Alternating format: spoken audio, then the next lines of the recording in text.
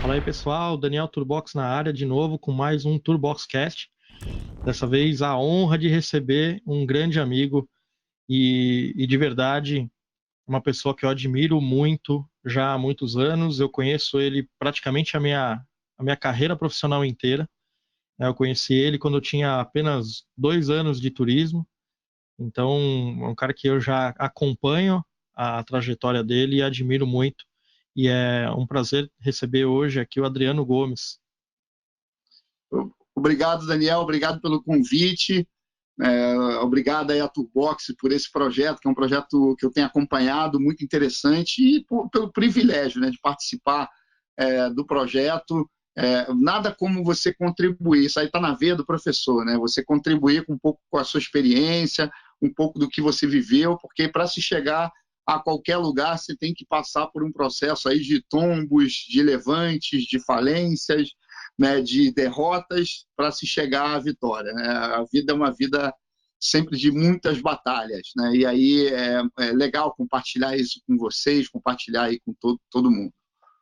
Legal, valeu.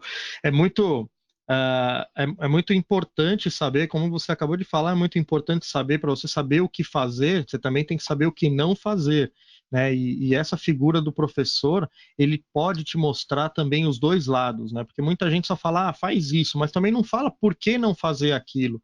Né? E ter o outro lado da moeda é bem importante. E hoje eu vou saber, eu vou com certeza conhecer detalhes da sua carreira que eu não conheço, mas que eu vou me divertir bastante aqui.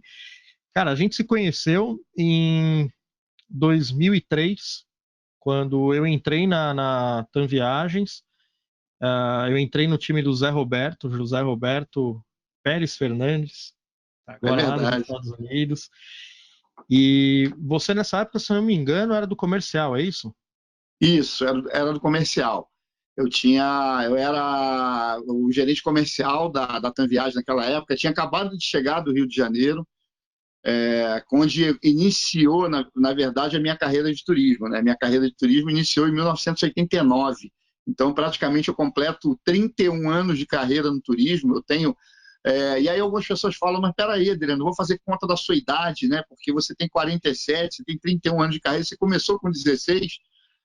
Comecei um pouco antes, na verdade, né? Mas oficialmente nas empresas de turismo eu comecei de 16 para 17 anos, essa era a minha idade, e aí eu iniciei o meu trabalho com turismo em operadoras de turismo na Soletur, lá em 1989, né? Longínquo. Caramba, na Soletor, aí no Rio de Janeiro. No Rio de Janeiro, aqui no Rio de Janeiro. Eu morei, apesar de ter morado em outros estados, na verdade eu morei em Rondônia.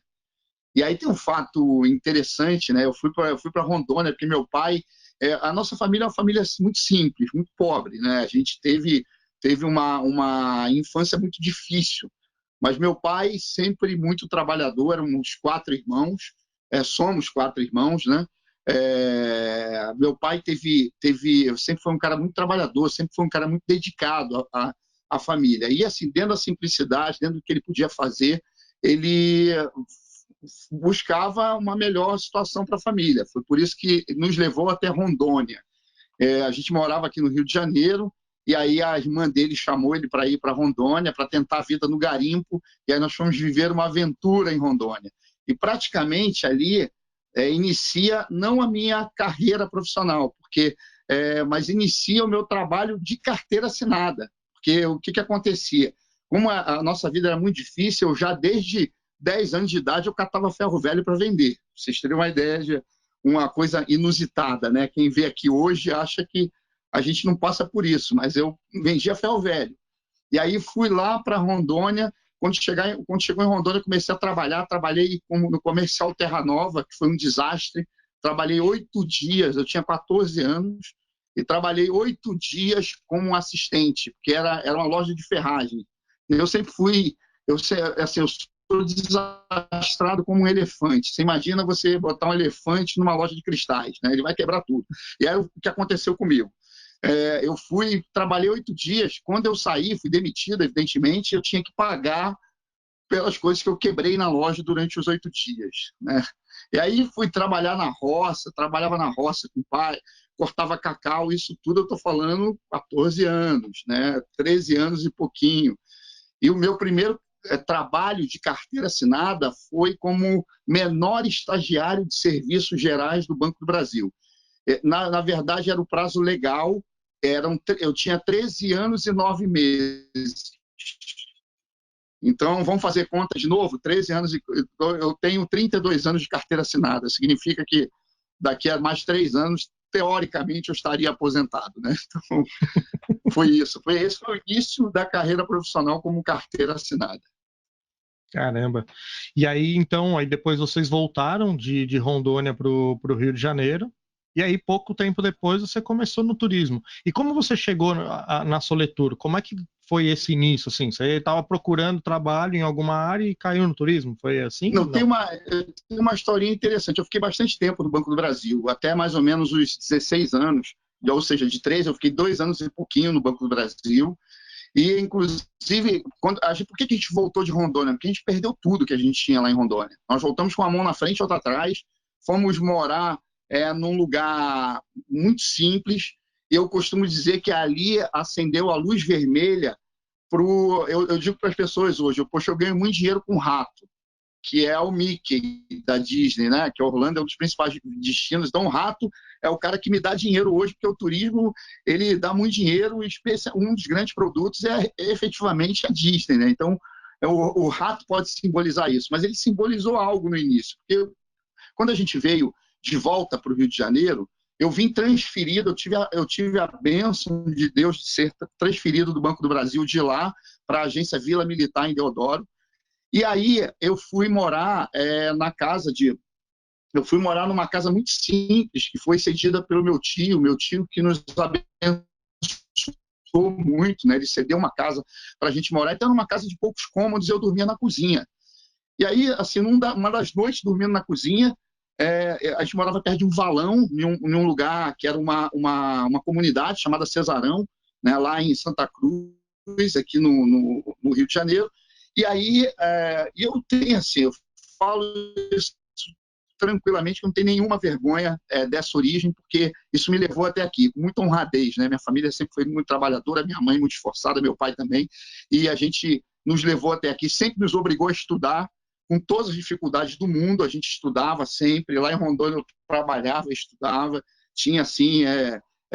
tem muito orgulho dos professores, porque eles, depois eu volto nesse assunto, mas os professores que me ajudaram muito nesse aspecto.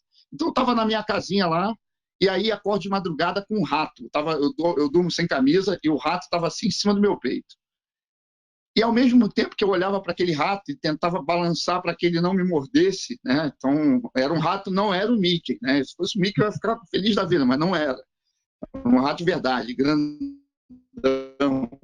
E aí, ele, ao mesmo tempo que eu balançava para ele sair de cima de mim, eu comecei a chorar ali naquela noite, dizendo, olha, cara, que situação degradante. Algum momento eu vou superar esse negócio, vou dar uma casa para os meus pais, vou estudar, vou crescer na vida, vou ser alguém, porque essa é uma situação que é muito degradante, muito humilhante, né? Então, ali, praticamente, sabe aquele estalo que você dá na vida? Então, estalo. E aí, assim, o que aconteceu? Eu saí, eu fui para o Banco do Brasil, depois eu fui demitido pelo governo Collor, e foi interessante, ele queria mostrar uma reforma política, tal, aí ele foi lá, demitiu 8 mil pessoas do Banco do Brasil. E aí disse para a mídia, demiti 8 mil pessoas. Acontece que ele demitiu menores estagiários pobres, que era o meu caso, menor auxiliar de serviços gerais, e contínuos. Quer dizer, ele só demitiu esses. Ele demitiu nenhum outro funcionário que não fossem esses menores estagiários e contínuos, ou seja, toda aquela galera que precisava, trabalhador de ponta, de baixo da cadeia, ele mandou embora. Então eu saí do Banco do Brasil. E como eu tinha muita habilidade com o campo, eu tinha morado em Rondônia, eu fui trabalhar numa fazenda chamada Fazenda Alegria. E a Fazenda Alegria era muito interessante, é uma fazenda que existiu até o final do século XX, né? Ela faliu depois, eu acho que acabou fechando as portas, né? Mas era uma fazenda muito legal, porque ela tinha uma série de animais, tal. E aí eu fui fazer um personagem lá, além de criar musiquinhas, fazer criação de musiquinhas infantis, levava as crianças para visitar a Floresta Encantada. levava para visitar os animais. Eu também era o Tarzan, era o personagem, né? O Tarzan. E aí me vestia de Tarzan, tinha um cabelão. Hoje eu não tenho cabelo, mas eu tinha. A minha filha que fala muito bem isso. Papai, tinha 3 coisas que você era. Você era magro, bonito e tinha cabelo. Falei, poxa, filha, mas nem bonito eu sou mais, né? Ela falou, não, papai, é uma outra expressão. Falei, pô, você falou que eu era magro, era bonito e tinha cabelo. Quer dizer, 3 coisas que eu não sou mais, né? Eu sou feio, né, gordinho e não tenho cabelo. Então, e aí essa foi a parte engraçada, né? E o que acontece? Veio um sujeito que eu amo muito de paixão, esse cara, que se chama Walter Sabino. O Walter Sabino, hoje ele é franqueado da CVC no Rio de Janeiro. Você vê, a gente veio trabalhar junto anos depois, né? Dessa vez eu como diretor da base da CVC e ele como franqueado. Mas ele foi o cara que me achou na Fazenda da Alegria, porque ele foi levar o filho dele, o Alexandre, para poder visitar a fazenda. O Alexandre adorou e todas as musiquinhas que a gente cantou. Eu tinha uma musiquinha lá que eu tinha inventado lá na fazenda para cantar com as crianças. E aí ele falou assim, você nunca pensou em ser guia? Eu falei, olha, eu não sei nem o que é que o senhor está falando, né? Eu tinha lá meus 16 para 17 anos, mas que é isso? Você trabalhar com turismo, você leva as pessoas muito bem e tal. E aí teve o convite do Sabino. E daí, no outro dia, eu fui lá, peguei a melhor roupa que eu tinha, na verdade a única, né? Eu tinha uma calça jeans, uma camisa laranja e um sapato velho lá, um tênis velho. É o que eu tinha de roupa. Eu fui lá, me vesti todo e fui lá procurar o Sabino na Soletur. Aí o Sabino olhou para mim e falou bem assim, pô, rapaz, você já está aqui já? Porque ele foi no domingo na fazenda. Na segunda eu já estava indo atrás da oportunidade, né? Então, assim, aí foi quando ele falou bem assim, ó, você vai para a entrevista. Mas olha só, garoto, você não pode ir para a entrevista desse jeito que você está, de camiseta, calça jeans surrada e um tênis. Eu conto essa história para ele hoje, ele não lembra, mas eu lembro, né? Porque foi uma bênção dele na minha vida, né? Que eu agradeço, eu recordo isso claramente. Ele pegou um dinheiro e falou bem assim, vai lá e compra uma roupa. E aí você vem para a entrevista. E outra coisa, corta esse cabelo.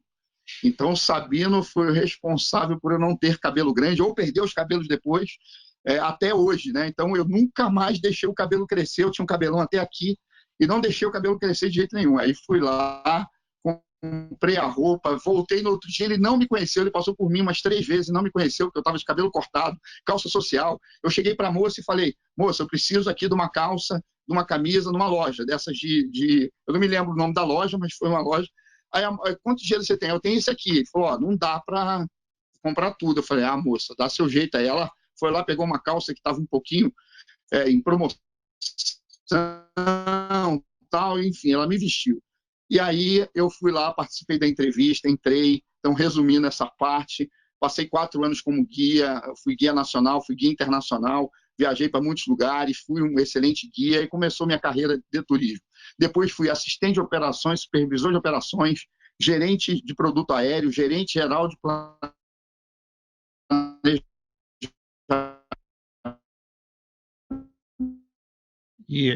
Cara, tá cortando aqui a sua. Eu não tô te ouvindo. Vamos tirar. De Eu não tô lá, te ouvindo, Adriana. Cortou desde o que você estava falando. Gerente geral de planejamento, dava de todos os fretados como guia. Adriano? Oi. Oi? E agora, voltou? Cortou grande parte do que você falou. Eu não sei se de repente a gente tirar a câmera. Porque tá cortando. Aqui. Tá cortando. Não, eu tô te ouvindo agora, mas eu não tô te vendo mais. Agora tá voltando. Vamos ver. Tá. Vamos tentar desativar. Tenta desativar a câmera. Voltou e a gente ou não? mantém o áudio aqui. Tá bom. Beleza. Em tempos de pandemia, a gente vai tentando fazer o melhor que a gente consegue. Pois é, cara, eu tenho 3, eu tenho Vivo, tenho Net, tem tudo aqui nesse celular e realmente vê se melhorou agora. Agora o seu áudio tá perfeito. Você cortou aqui, pelo menos para mim, não sei se pegou na gravação, mas para mim cortou você dizendo, então depois de guia você foi gerente de produtos, aí você estava contando as outras atividades que você fez na Soletura ali. Então, depois de guia, eu fui assistente de operações, fui supervisor de operações, fui gerente de produtos aéreos, e aí saí de lá como gerente geral de produtos aéreos e de planejamento aéreo. Então, foi super interessante, porque foi super interessante que eu entrei com 16 anos, saí com 27 e já com uma carreira no turismo, e uma carreira que me levou a TAM Viagens, né? Praticamente eu tive um dia de transição, porque a Soletur faliu no dia 24 de outubro de 2001, às 16 horas e 30 minutos. Quando foi às 21 horas, o senhor Wagner Ferreira, que na época era o vice-presidente da TAM, ele estava lá com um projeto de abertura da TAM Viagens ali em 1º de dezembro, ou seja, um mês e meio depois, e aí ele me queria na equipe, a gente trabalhava muito forte com ele, e aí eu entrei na TAM Viagens, então eu entrei, demorei 4 horas e meia desempregado. Aí fui lá ajudar ainda a BAV nessa transição, nesse meio termo, fiquei lá ajudando a BAV a poder embarcar os passageiros da Soletur, né, que tinham ficado no chão. Então, a gente fez a reacomodação, o atendimento dos passageiros, enfim. Foi um processo bem, bem interessante. E depois, no dia 1º de dezembro de 2001, eu entrei na TAM Viagens. Primeiramente no Rio de Janeiro, para montar a filial do Rio de Janeiro. Fiquei de 2001 até 2003 no Rio de Janeiro com a filial, montando a filial. Eu era o superintendente comercial do Rio de Janeiro naquela época. E aí depois eu fui convidado pelo Silvio Ferraz, né, grande amigo, que está hoje na CVC também, para ir para São Paulo, primeiramente para montar o Help Center. Help Center 24 horas. E depois para dar continuidade à carreira na TAM Viagens. Então, você entrou para o lugar que depois do José Roberto entrou. E acho que ele caiu. Oi, Daniel, voltou de novo. Voltou de novo. Então, eu perguntei se você, na verdade, você estava na posição que depois foi do José Roberto, certo? Eu estava na posição que depois foi do José Roberto, exatamente. Ele foi quando eu fui para o comercial, aí ele foi assumir o Help Center. Foi essa posição. Você falou 2 nomes aí que eu também tenho grande admiração desse mercado. Inclusive, já convidei os 2 para participar, o Wagner Ferreira e o Silvio Ferraz, para participar aqui do Turboxcast. Estou aguardando só a agenda dos 2, é um pouco mais. Acho que o Adriano caiu de novo. Você está aí, Adriano? Não, estou aqui. Tá aqui. Fez um barulhinho aqui para mim, como se tivesse caído. E aí tô negociando com eles aqui. E aí tem uma coisa muito legal, eu adorei sua história, achei muito, muito bonita a sua história. E eu acho, o que você mesmo disse, que não tem que ter vergonha, cara. É o que te trouxe até aqui e o que faz de você. É isso que eu quero mostrar com o Turboxcast, com o nosso podcast, é mostrar essas histórias e justamente que essas histórias elas são motivo de orgulho, né? No caso, a sua história. E uma coisa interessante, você comparou o rato com o Mickey, e tem uma frase do Walt Disney que ele diz, né, que tudo começou com um rato. E você também pode dizer que essa frase faz sentido para você, que tudo começou com um rato, que foi ali que você deu o estalo e falou, cara, eu não quero isso para mim, eu vou mudar minha vida. E aí que você começou a ir atrás e mudar a sua vida de verdade. Achei sensacional, cara, a sua história. Essa parte que eu não conhecia aí. Parabéns. Obrigado, amigo. Estamos juntos. Eu acho que a gente tem que ter no que eu falei para vocês, eu não tenho nenhuma vergonha dessa história, eu tenho muito orgulho dela, eu conto ela sempre que possível, até como uma forma de incentivo, porque muita gente fala para mim assim, você teve sorte, você está aí por causa da sorte. Isso aí é uma palavra perigosíssima, né? A sorte é relativa. É claro que todo grande profissional precisa ter sorte também, né? Então ele precisa, mas ele não pode contar só com a sorte, ele tem que contar com as competências, tem que contar com. Então eu deixo essa história, as pessoas falam, mas Adriano, você não sabe soltar pipa, jogar bola de gude? Não, não sei fazer nada disso, cara. Não sei realmente fazer nada disso, porque eu não tive tempo para isso. Infelizmente, gostaria, por isso que tem certas coisas que eu faço hoje. Por exemplo, hoje, com 47 anos, eu jogo vôlei de praia. Por quê? Porque eu nunca pude jogar vôlei de praia quando eu tinha 15 anos, 20 anos. Porque eu tinha que trabalhar, tinha que estudar. Aprendi a falar inglês depois que achei um curso de idiomas Globo no lixo. E aí peguei aquele curso, tem esse curso até hoje. É muito interessante, eu tenho ele, tenho as fitas, tenho tudo, né, desse curso até hoje. A gente está num podcast, então não dá para, né, não dá para mostrar, mas eu tenho esse curso até hoje que eu aprendi ali. Então eu estudava, ficava estudando, ficava aproveitando as oportunidades, né? Acabei fazendo vários MBAs, várias pós-graduações, mestrado. Fiz mestrado já velhinho, já agora, né? Há pouco tempo atrás, mas sempre mostrando que assim, é possível. Ah, não tem, mas eu não tenho dinheiro. Poxa, é possível, cara. Eu trabalhava e estudava. Deixa de fazer aquela cervejinha, deixa de comprar aquele cigarro, que certamente eu não fumo, não bebo, né? Não tenho nenhum tipo não tenho nenhum vício em relação a isso, nem socialmente, quase, né? Então, faz parte desse processo. Você tem que chegar um momento que você tem que construir a vida. Porque eu digo que as pessoas falam muito em meritocracia.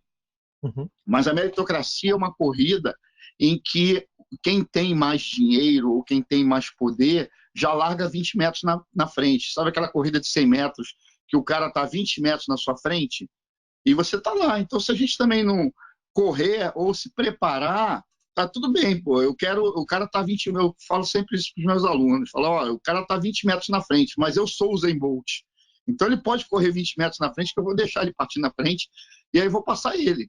Então a gente tem que treinar para ser o Usain Bolt, né? Para que a gente possa igualar a corrida, porque não é fácil, né? Você estabelecer no setor. Então, se você estudar, eu tenho o privilégio de ter estado nas grandes empresas de turismo e com longevo, né? Eu fui longevo em muitas delas. 11 anos de Soletur, 9 anos de Tanviage, 7 anos de CVC.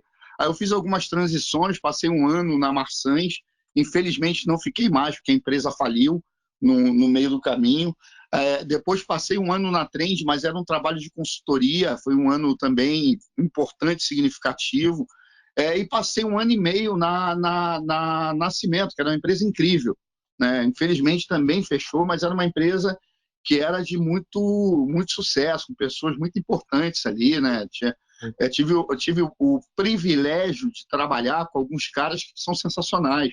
Carlos Augusto Guimarães Filho, da Soletur, Silvio Ferraz, entre tantos outros profissionais gabaritados, né? Você, Fabiano, Deco, o Vitor Bauab, o Carlão, o Carlos Magno e vários outros, até com o risco de não citar alguns, né? O Sagui, que hoje é franqueado Tanviage, o André, né? Então, tantos outros caras que são importantes. Aí fui lá para a Marsans, trabalhei com caras sensacionais na Marsans também, com Marcos Viana, com Paulo Pimentel, que já tinha trabalhado comigo na Soletur, depois a Trend, né, com grandes profissionais lá, com a Simone, né, uma dessas grandes profissionais que está nos Estados Unidos hoje, depois a Nascimento, trabalhei com a Renatinha lá no Nascimento, já tinha trabalhado na CVC com a Kelly, com o Cristofanelli, com o Cleiton, que hoje está na Visual, com o Osvaldo. E depois vi para a CVC, que certamente é uma escola, né? Os meus anos felizes aí de CVC, onde eu aprendi muitas outras coisas, muitas outras habilidades, aprendi sobre governança corporativa, sobre mercado de ações, sobre empresas de capital aberto. Cara, assim, essa é a vida do turismo. E, paralelamente, eu comecei a lecionar em 2008. Na verdade, eu comecei a lecionar um pouco antes, que eu dava muita palestra. O cara falava assim, você vai ter uma palestra lá em Piabetá, lá em Magé. Eu ia, não queria nem saber. Mas você não vai receber nada, mas não tem problema. Só pelo fato de aprender, né, de você... É para falar com alunos? Então eu quero falar com eles. Então eu começava a dar palestra. Eu dou palestra desde 2001. Até estava fazendo quem tiver curiosidade, né? é um documento chato pra caramba, que é o tal do currículo Lattes, CV Lattes. Se você for lá, procurar meu CV Lattes, você vai ver lá. Eu dei 140 palestras. Então, não sou eu que estou dizendo. Eu estou dizendo que o CV Lattes está dizendo porque ela tem a data, o tema, o dia, o evento. E essa é uma plataforma que, se você mentir, você está morto. Né? Porque ela é a plataforma para você se tornar um docente. Né? Você tem que ter um currículo Lattes. Então, eu dei mais de 140 palestras. Palestras, muitas vezes, que eu ia lá para o interior, pagava um ônibus, né? Pagava minha passagem lá para encontrar 40, 50 pessoas lá. Qual é o grande legal disso? Hoje eu falo com muitos alunos, né? Com muitos alunos, que o cara foi meu aluno, cara, assistiu uma palestra minha há 15 anos atrás. Aí o cara hoje é diretor da Unilever, é diretor da Telefônica. Muitos meus ex-alunos estão nesse processo. Eu vejo no LinkedIn tantos outros que já passaram e a gente tem a oportunidade de formar as pessoas, né? Eu tenho aí o caso da Renata, o caso da Kelly, o caso de tantos outros que hoje são gerentes, são executivos de ponta nas suas organizações e que passaram, de certa forma, num aprendizado mútuo, porque é da mesma forma que eu aprendi, essas pessoas também, elas aprenderam comigo, eu aprendi com elas, certamente, é uma troca. O que a gente até estava falando em off, né, aqui antes de começar, que o papel não só de professor, mas assim, o profissional, você como profissional também tem muitas vezes esse papel de tutor ali, de um outro profissional com menos experiência naquele setor, mas de repente ele tem experiência em outras áreas. E aí essa troca é muito importante e é muito gratificante você ver a evolução das pessoas. E isso é uma coisa que eu sempre também procurei para minha carreira, sabe? Em algum momento na TAM ainda eu dava treinamento e assim, para mim tinha uma coisa que me dava um orgulho de saber. Teve um caso, só, desculpa, eu sei que o convidado é você, mas às vezes eu faço Não, mas essas a sua intervenções aqui. experiência também tem que compartilhar. Que acho que é justamente, eu pego os ganchos, né, como esse que a gente está falando, para também as pessoas conhecerem um pouco mais também da minha história. E essa daqui é uma história que eu tenho muito, muito orgulho de contar ela. Eu dava treinamento, né, para quem entrava na TAM Linhas Aéreas. Eu, com 6 meses, fui efetivado, eu entrei como estagiário, né, com 17 anos, nem podia contratar a TAM, nem contratava menor de 18 anos, e eu fui contratado por engano, né? E eu não tinha reservista, eu estava na idade do exército, eu peguei CPUR, e aí foi um parto para conseguir me livrar, porque aí eu trabalhava e a TAM não podia me demitir, enfim, porque eu estava no CPUR, então eu fazia CPUR de manhã, à tarde eu trabalhava, eu saía do CPUR meio-dia, 1 hora eu tinha que estar no aeroporto de Congonhas, às 7 horas eu saía do aeroporto, tinha que estar às 7 na faculdade, aqui na Moca, na AMB. Então, assim, eu chegava atrasado em tudo que é lugar. E aí, até o que eu conseguia a baixa lá da CPUR e continuar na TAM. E aí, nessa fase que eu fui efetivado, eu já fui efetivado e logo comecei a dar treinamento com um trabalho que eu fiz lá num tempo livre. E uma das turmas, eu lembro que teve um corte, né, em alguns departamentos, em algumas áreas, e uma das turmas foi uma turma muito especial que, com certeza, não sei se todo mundo lembra dessa turma, mas me marcou muito, porque eu tinha 18 anos e na turma eram só pessoas que foram demitidas de áreas como serviços gerais, e eles tiveram uma outra oportunidade, tinha mecânico e tal, de aeronave, e aí eles tiveram uma oportunidade de fazer o curso comigo, e aqueles que passassem no curso iriam ter uma outra chance na central de reservas, que antes era o call center, era interno. Cara, era assim, eu tinha 18 anos, o mais novo ali devia ter 50 anos. E assim, eu lembro que eu entrei na sala e eu olhei, me chocou aquilo, eu falei, cara, aí a primeira coisa que eu falei para eles, eu falei assim, meu, eu vou aprender muito mais do que vocês comigo, mas eu tô aqui para cumprir meu papel, vou tentar fazer o melhor que eu posso. Aí dei a aula para eles e tinha um rapaz, ele sentou na primeira fileira, ele ficou na minha frente. E aí eu tomei café com ele, e aí eu falava para ele, falei, cara, e aí, o que que você tá achando do curso? Ele falou, cara, sensacional. Você é muito bom ensinando, cara, sensacional. Aí eu falei, meu, eu vi que você presta muita atenção, você tá com alguma dificuldade? Ele falou, não, eu tô prestando muita atenção porque eu não posso perder esse emprego porque a minha esposa já tá desempregada, eu preciso, né, pagar minhas contas e tal, eu não posso perder essa oportunidade. Resumindo a história, esse cara, se eu não me engano, foi 8 vezes funcionário do mês e por 3 ou 4 vezes funcionário do ano da empresa, depois que ele entrou no call center. E isso me dá um orgulho porque, de certa forma, eu faço parte disso. Então, isso que você está dizendo, Certamente. profissionais que passam, né, do nosso lado ali, trabalham com a gente e hoje estão em posições importantes de destaque nas empresas ou em grandes empresas e que passaram, dá um orgulho, né, Adriano? Com certeza, esse é o mais gratificante, né? Você ter orgulho dessas pessoas que estão ali, porque um ajuda o outro, cara. Assim, eu costumo dizer sempre isso para todo mundo que trabalha comigo. Eu não gosto de contratar gente que seja medíocre. Eu gosto de contratar gente que seja boa. Eu gosto de contratar gente que seja melhor do que eu, porque esses caras vão me empurrar para cima. Ou vão me tirar, não tem problema. Faz parte do negócio. Mas o importante é que não adianta, cara, você trabalhar com equipes medíocres. Então, eu estava falando, esses dias, estava falando sobre a experiência de CVC e a experiência recente, né? Então, minha experiência, se pegar eu saí de lá, não foi por resultados, porque se for pegar resultados, não dá para explicar por que, que o cara que é o melhor resultado dos últimos 3 anos sai da empresa. Né? Não dá para explicar que sejam resultados. Porque os resultados, a gente ganhou, pô, foi para uma convenção histórica lá em Dubai e ganhou 20 troféus na convenção. Eu ganhei, naquele ano nós crescemos 25%, a empresa cresceu 10%. Nós Caramba. crescemos 15% a mais do que a média da empresa. Foi um ano que, de expansão, a gente abriu 25 novas lojas em um ano. Quer dizer, a gente abriu 80 lojas em 4 anos. E no Rio de Janeiro e Minas Gerais, lojas novas.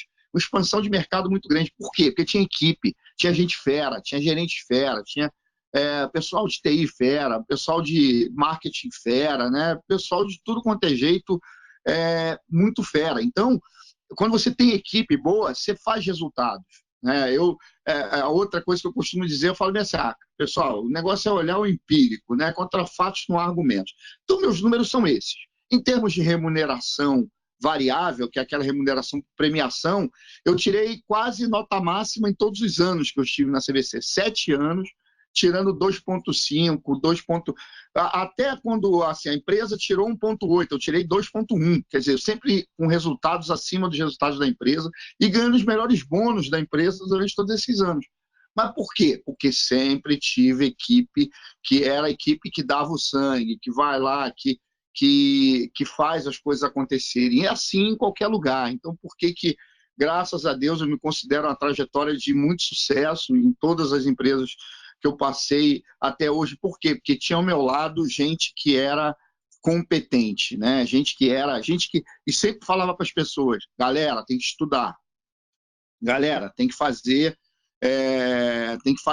estudar, né? Eu estudei, eu fiz 3 MBAs, 3 pós-graduações, curso no exterior, fiz 4 cursos no exterior, fiz curso em Warwick, lá na Inglaterra, fiz curso na ESAD, lá em Barcelona, fiz curso no Instituto Hagai, lá em Maui, no Havaí, que esse foi um dos melhores, né? Aí fui recentemente para uma conferência lá na Indonésia, é, fui buscar conhecimento, porque conhecimento nunca é demais. Quer dizer, você quer juntar uma coisa com a outra, quer ser um bom profissional, vai buscar conhecimento, tem que estudar, tem que ver o mercado, tem que olhar. E isso, inegavelmente, as aulas também fazem isso. Né? Por isso que eu tenho muito negócio do professor. Eu digo para você que, em determinado momento, eu não sei nem quanto que eu ganho como professor, de verdade.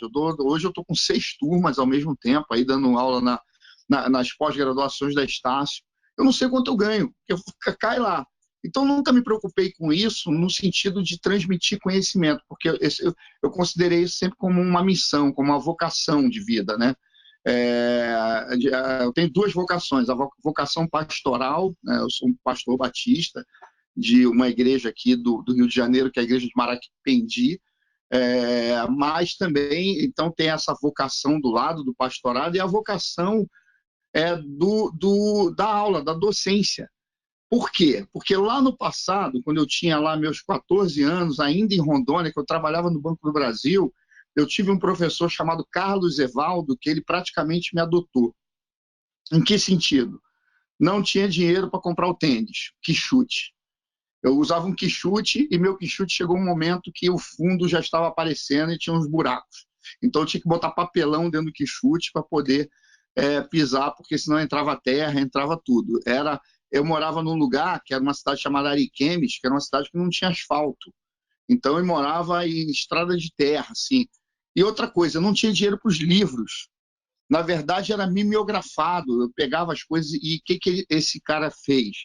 E aí você vai saber a origem, né? Você viu num vídeo recente, Daniel, mas infelizmente os ouvintes aí não estão vendo essa imagem, mas é a imagem da minha biblioteca. Ela começou aí, porque esse professor, o Carlos Evaldo, que depois se tornou diretor do Colégio Cora Coralina, ele me dava os livros para as aulas, ele foi meu professor de ciências, e ele me dava os livros, porque ele sabia que eu não tinha dinheiro para comprar os livros.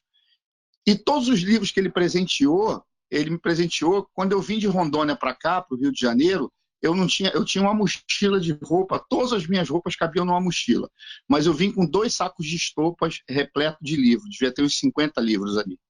Então, ali começou a biblioteca. Hoje tem 7 mil, um pouquinho, mas os 50 começaram aí. E assim, foi um professor que me ajudou. Foram os anjos da carreira, né? Depois veio na Soletur o Carlos Guimarães, o Marcos Pimentel, que é tio do Paulo Pimentel, que é um grande amigo até hoje no turismo. Então, esses caras são os caras que eu tenho referência. Então, eu digo para você que se tivesse podcast lá no passado, eu gostaria muito de ouvir um podcast de Carlos Guimarães, de Silvio Ferraz, né? E de tantos outros ícones do turismo, caras que são muito importantes no conhecimento. Então, eu olhava para esses caras e falava, cara, esse cara aí tem algo diferente, cara. Olha o que ele criou, olha o que ele fez. Porra, eu quero correr atrás desse cara. Então, por isso que eu vejo assim, todas as histórias biográficas. Então, eu não vou longe. Por que eu vou querer ver a história do Steve Jobs ou do Bill Gates se eu tenho os caras aqui perto, né? Que estão do meu lado aí, que estão no dia a dia e que são referência. Então, eu tenho essas imagens na minha cabeça, referências como professores, os professores que eu tenho de referência, né? Hoje eu tenho o professor Arnaldo, o professor Henrique, né? E tanto o professor Andréia, o professor Marcelo, que são os caras que são os meus coordenadores, o professor Maurício, o professor Vitor Lamas. Esses caras são caras assim, extremamente importantes como professores, como alguém que transmite conhecimento, e esses outros que eu citei para você, de profissionais, que são profissionais que realmente são importantes aí na carreira de qualquer um. Sim, eles são importantes, né? Foram importantes na sua carreira, alguns deles importantes na minha carreira também. Mas com certeza eles têm uma importância ímpar aí no mercado, né? No mercado do turismo brasileiro. Cara, eu vou fazer muito esforço e peço até sua ajuda, que você conhece muitos deles pessoalmente, trabalhou com muitos deles, tem contato para você fazer essa ponte também, me ajudar a trazê-los aqui, porque a intenção, né, da nosso bate-papo, dessas conversas, é mostrar justamente quem constrói e quem construiu o turismo e trouxe o turismo brasileiro até os patamares que a gente conhece hoje, né? E muitas dessas histórias começaram fora do turismo, como a sua, e depois acabaram como uma palavra que você até mesmo usou, anjos que entraram na sua vida ali e te ajudaram, né, nesse começo, as suas colocações foram perfeitas, no sentido, não tem sorte, né? Eu também acredito assim, que a sorte ela está do lado de quem trabalha muito, né? Não existe essa de tipo ficar em casa sentado no sofá e a sorte bater na sua porta. Você estudou muito. Quantos cursos? Você falou aí quantas pós? Pós-graduações, 7. Mestrado, não pós, 7, mestrado, mestrado 8. Então, assim, é uma pessoa que viveu, vive estudando, não é viveu estudando, porque você continua, e é uma coisa que eu também falo bastante, que é o aprendizado contínuo, né? Tá um pouco em moda, né, falar sobre isso hoje, tem até um termo em inglês para descrever isso, mas é uma coisa que você aprendeu lá atrás e de uma forma natural, de que isso ia melhorar a sua vida, de que o aprendizado ia transformar a sua vida, e é uma coisa que você continua fazendo, aprendendo continuamente e ensinando. E ensinar é a melhor forma de aprender, né? Eu também concordo plenamente com isso, Daniel. Você vê que essa questão do aprendizado, né? Eu falo até para as pessoas. Recentemente, a minha experiência mais recente de educação, eu terminei o mestrado no ano passado e fiz um curso, um MBA em gestão do varejo. Por que eu fiz esse curso? Porque eu estava lá querendo. E aí eu peguei a galera que trabalhava comigo, na época a Melissandra, o Marcos Viana, a Bruna Castro, essa turma que trabalhava comigo, e falei, galera, vamos fazer juntos vamos fazer junto esse curso. Aí fizemos o curso juntos. Então a gente era EAD, o modelo EAD, né? Era um modelo, na verdade, semipresencial. E aí a gente fez juntos, assistia as aulas, por quê? Porque a gente precisava entender mais do negócio do varejo. E, pô, eu tô falando assim, as dificuldades são as mesmas, né? Para quem tem 40 e poucos anos, para quem tem 20, porque tem o TCC para fazer, tem uma série de. Tem os trabalhos para fazer, e mesmo você sendo professor, tem a dificuldade inerente ao aluno, né? O tempo que você tem que se dedicar à leitura, porque a gente achava que precisava preencher uma lacuna. Então, é engraçado que tinham matérias ali que eram matérias que eu dou aula, né? Isso sou conteudista, então, por exemplo, a matéria de marketing. O conteúdo na Estácio, eu escrevi a apostila da Estácio de marketing avançado. É uma apostila de 100 e poucas páginas. Escrevi o conteúdo que lá, é um conteúdo bastante referenciado, com mais de 200 referências aí em livros do turismo e livros da administração com uma coisa toda. Então, você imagina que a gente tem a gente tem tudo isso, e mesmo assim eu assisti a aula como se fosse algo normal, né? Então, como se fosse algo que é assim, pô, vou assistir a aula como se fosse. Eu nem chegava nem a dizer que era professor, nunca falei nas minhas aulas como aluno que eu sou professor. Porque isso dificulta, até quem está dando aula ali fala, pô, esse cara é professor, ele vai ficar me criticando aqui. Não, eu não faço isso. Eu falo, não, eu sou aluno. Ah, mas que mais? Aluno. Você trabalha onde? Eu trabalho na CVC. E aí, o que você faz lá? Eu ajudo lá, o pessoal coordeno, tal. Também não fico toda hora, né, usando disso. Por quê? Porque ali é uma outra posição. Ali eu estou na posição de aluno.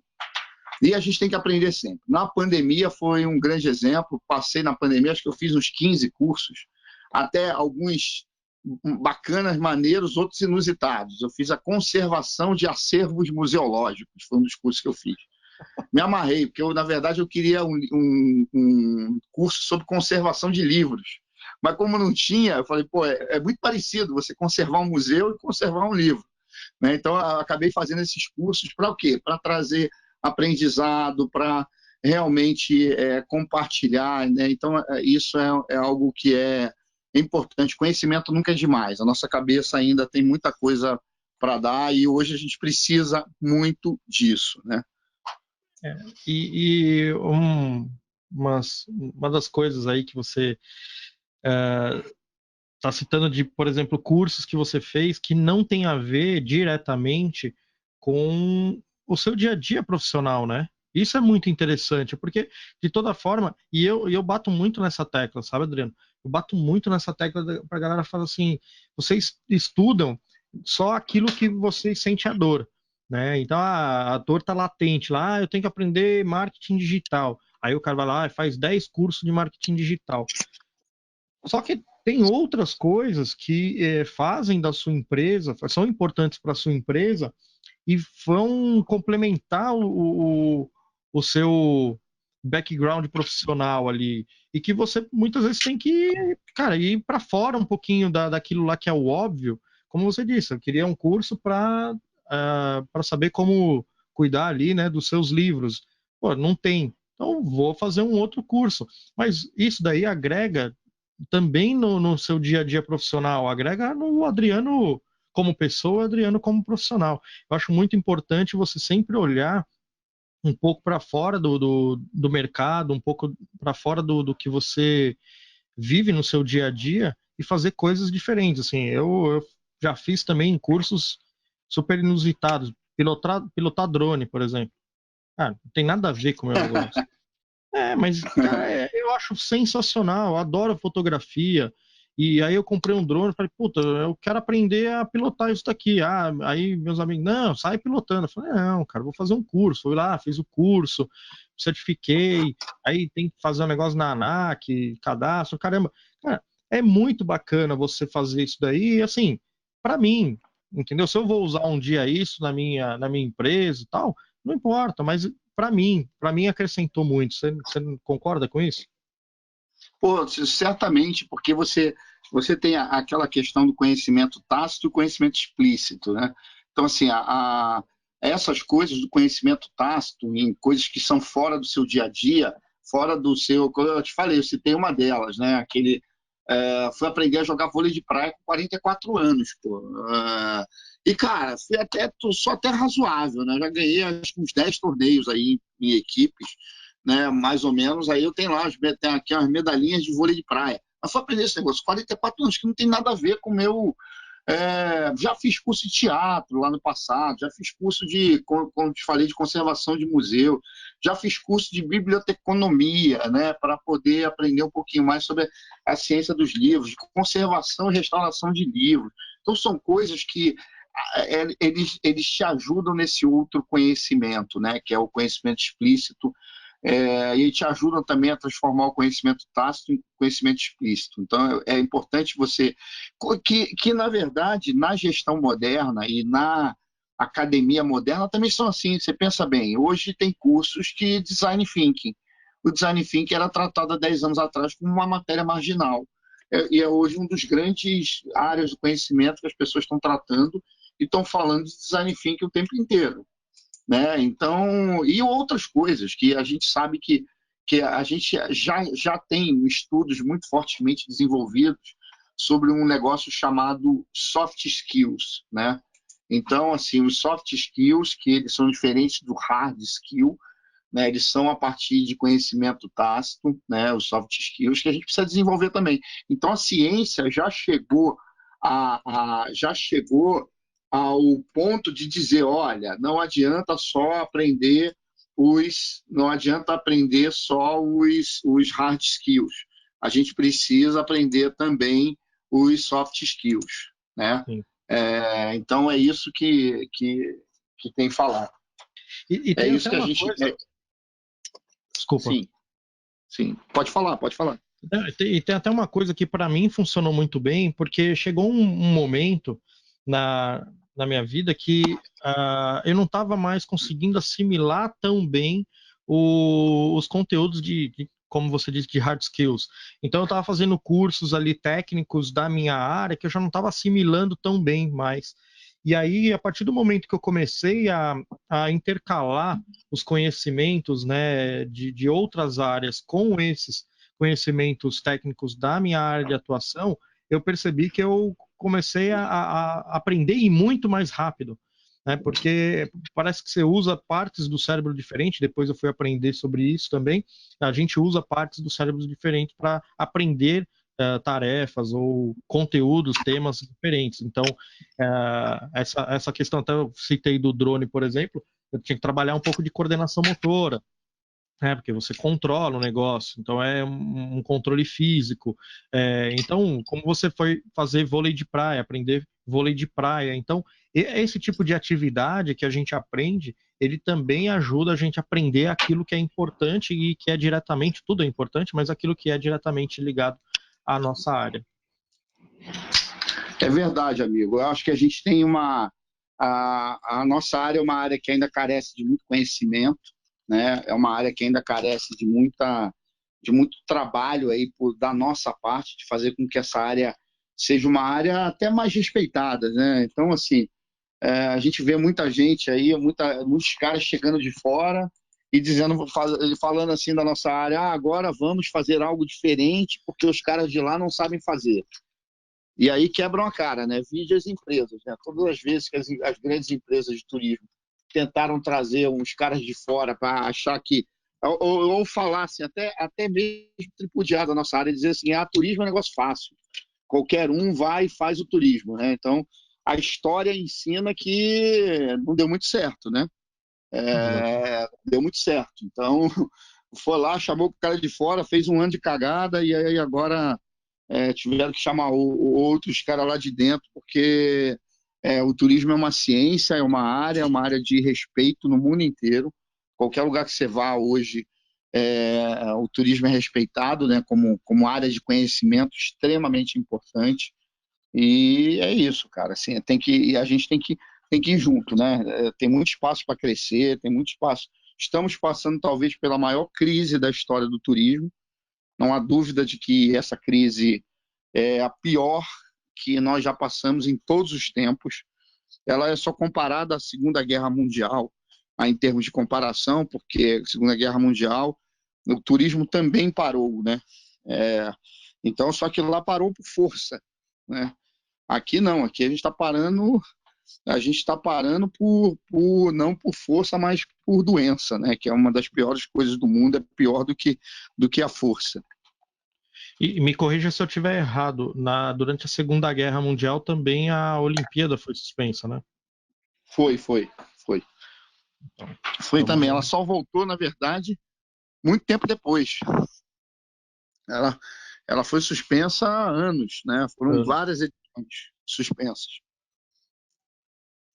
Uma coisa, um paralelo que a gente consegue até fazer com a pandemia, que a Olimpíada seria nesse ano e passou para o ano que vem, mas sabe-se lá se a gente vai conseguir aí ter, espero que sim, mas sabe-se lá se a gente vai ter condições, né? Humanidade vai ter condições de ter essa Olimpíada em 2021. Era até um tema que eu ia tocar no assunto, aproveitar a sua experiência e seu tempo de mercado para perguntar sobre isso, mas você já respondeu, que é falar sobre a pandemia não tem precedente, né? Mas até uma visão de esperança, você já passou por outras crises no turismo, né? Até algumas dessas empresas que você passou e que fecharam as portas, eventualmente foi depois de uma grande crise e aí não se recuperou, enfim, teve alguns motivos que elas devem ter tido para fechar as portas. Mas diante da pandemia aqui, como você vê a recuperação, né, e a retomada do nosso mercado? Quanto tempo, Olha, assim, janela, como que você entende essa janela ali para retomada, em quanto tempo? Eu sei que é difícil, não dá para você fazer uma previsão, a gente vai estar sendo muito irresponsável de falar uma data, mas baseado na sua experiência mesmo, o que você acredita?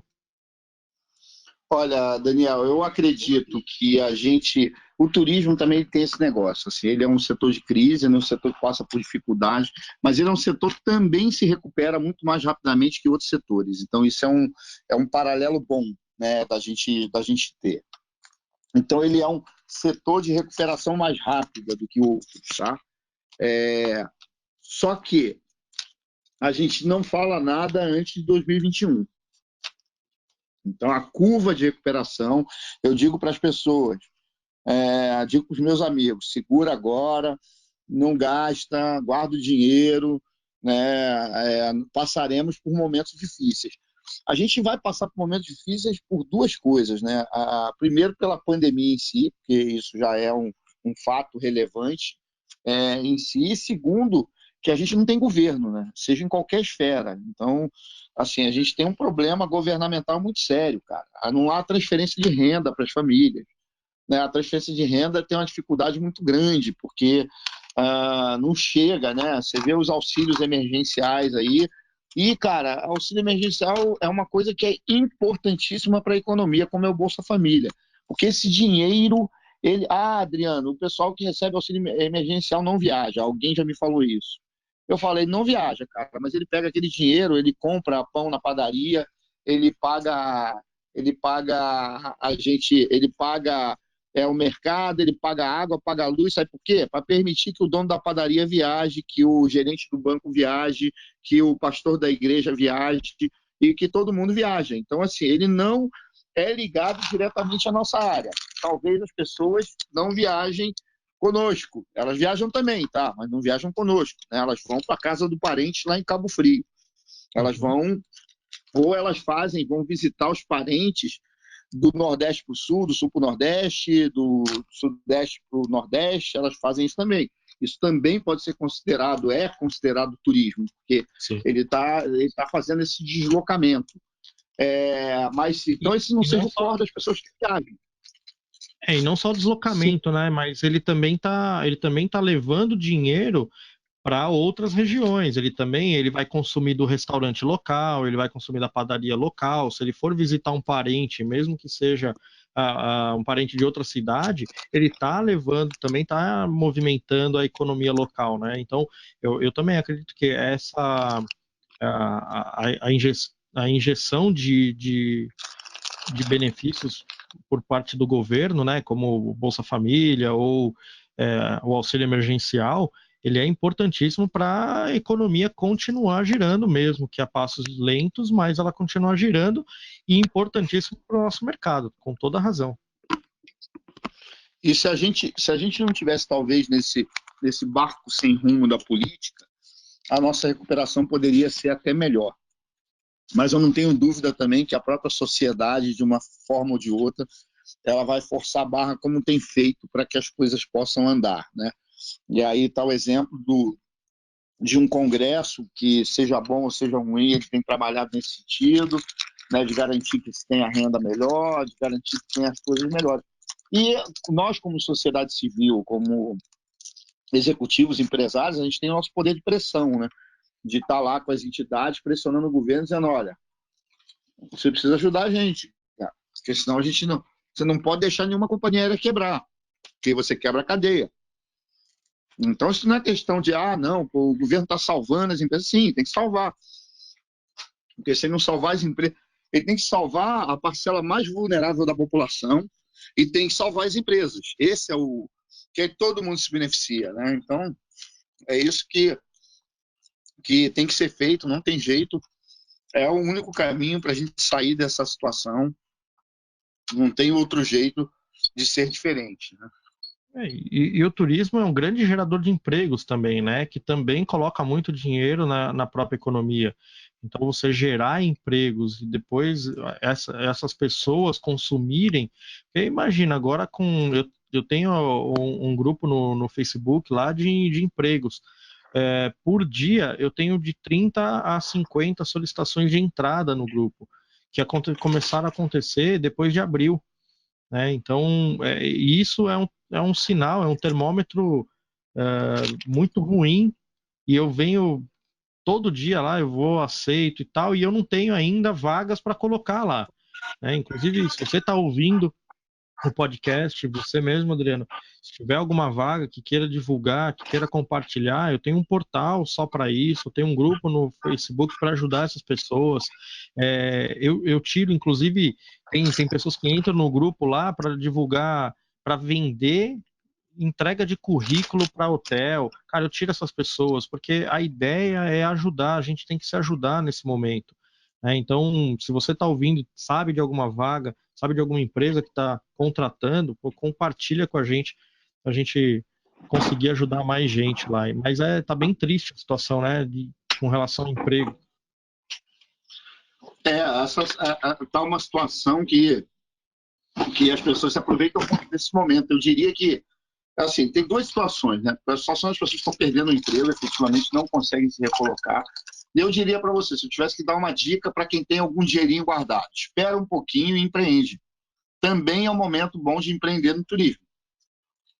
Porque vai ter muita gente que vai estar saindo dos negócios, fechando as agências, e a gente tem que se acostumar com os novos modelos, né? Exatamente. Então, assim, novos modelos, micro franquia, venda remota, né? E tantas outras coisas que a gente vai vai ter um processo diferente, né? Daqui para frente. Então, vamos ter um processo muito, muito forte, né? Sim, e se prepara, né? Aí eu sou da mesma opinião, eu acho que o empreendedorismo ele é uma tendência natural nessa retomada, principalmente no turismo, como você falou, micro franquias ou até o próprio negócio operado da sua casa e tal, porque o cliente também, né, ele também já está acostumado com todo mundo trabalhando de casa, né? Virou normal isso. Então, antes tinha aquele negócio, mas o agente é home office, né? Como a gente fala, e aí ficava aquela, aquela desconfiança, mas será que ele tem agência mesmo? Será que está certo? Será que dá para comprar? Hoje todo mundo praticamente trabalha, né, a partir de casa.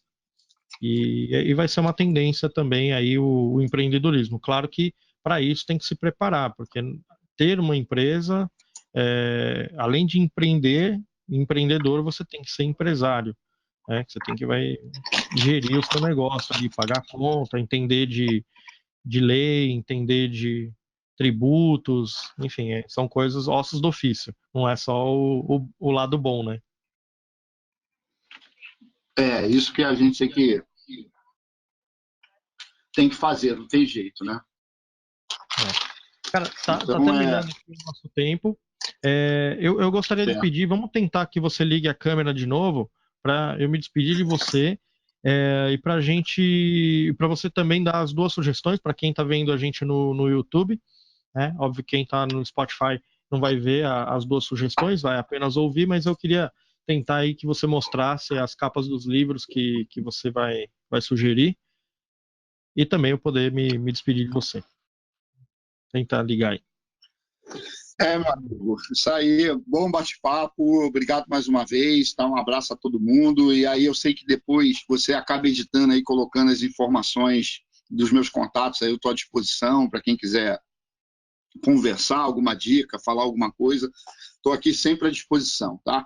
E as dicas de livro são duas, né? O Daniel pediu uma, mas eu ia ter muita dificuldade de dar uma, de dar uma dica só. Então, eu vou dar duas dicas. A primeira dica que eu vou dar é sobre um livro que ele é muito atual, ele foi escrito recentemente pelo Stephen Martin. É um livro chamado Mensageiros, né? O que é o Mensageiros? Aqui na capa do livro ele já nos dá um direcionamento. Quem ouvimos, quem não ouvimos e o porquê. E a importância dos mensageiros em tempos de fake news. O que acontece hoje, infelizmente, com essa cultura do fake news? As pessoas preferem escutar as outras pessoas ou as fontes supostamente seguras do que ir em busca da verdade e da informação. O que eu digo sempre, né?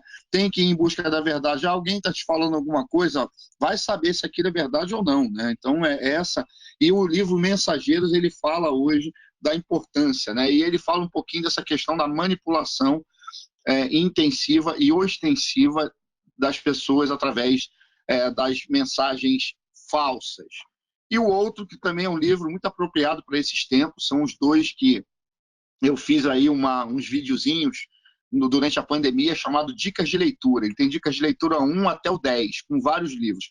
E os livros que mais tiveram, né, popularidade, mais chamaram a atenção de quem estava lá nas dicas de leitura, são esses dois livros. O primeiro, Mensageiros, e o segundo livro, o Eichmann em Jerusalém, né?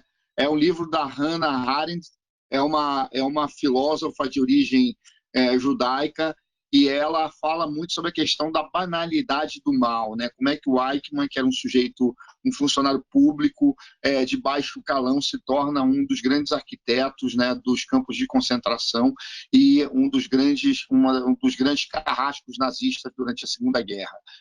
Isso aí ele fala um pouquinho sobre essa banalidade do mal, e às vezes quando a gente chega a 100 mil mortes pela Covid, né, a gente pode também a gente tende a banalizar as coisas que estão acontecendo, 100 mil famílias destroçadas, e esse é um livro que eu faço em homenagem a essas 100 mil famílias, né, que tiveram aí as suas vidas destroçadas pela Covid. Então é isso, eu estou me despedindo, agradecendo a todos vocês, fiquem em casa se puder, se não puder, tome todos os cuidados, use máscara, né, use álcool gel e vamos lá, vamos vencer isso. Nós vamos vencer a Covid e o turismo vai vencer esse período também, que é muito importante. É isso aí. Vamos sim, vamos passar por essa mais fortes, mais preparados, melhores profissionais, melhores pessoas, principalmente. Cara, obrigado de novo, Adriano, por você. Obrigado você que está ouvindo a gente. Não se esquece, toda quinta-feira, às 9 horas, um novo episódio aqui no Turboxcast. Valeu, obrigado, até a próxima. Fui.